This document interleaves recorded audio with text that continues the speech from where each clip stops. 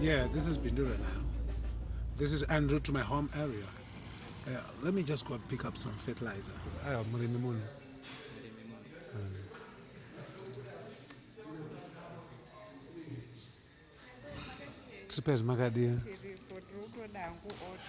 Sure, okay.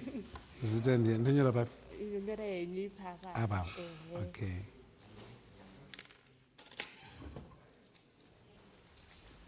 Thank you so much. You're welcome. Manje ndonyora sei baba manje? Ngonyora izvamuimaire baba.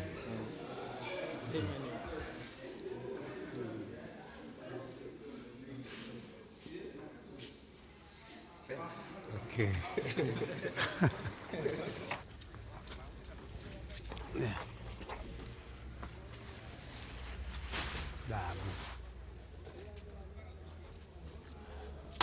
Super, Magadio.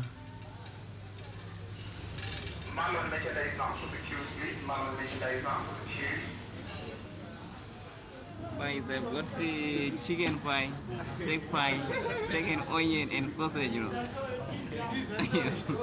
3 steak pies, 4, 5, 6, 7, then 2 chicken. People 7 must steak pies gonna 2 much chicken. Huh?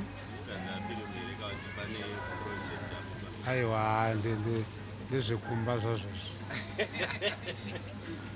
Okay. I'm going to charge an FS and the price check. Mlinga mango cuisine.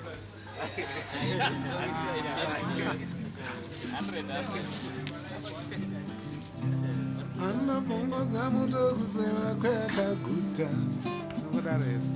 Oku pongo zamuto kusema kweka guta. Anna pongo zamuto kusema kweka guta. Oku pongo zamuto kusema kweka guta ka. Apane pake. Icho nde chake. Akone kake. Uyo nde wake.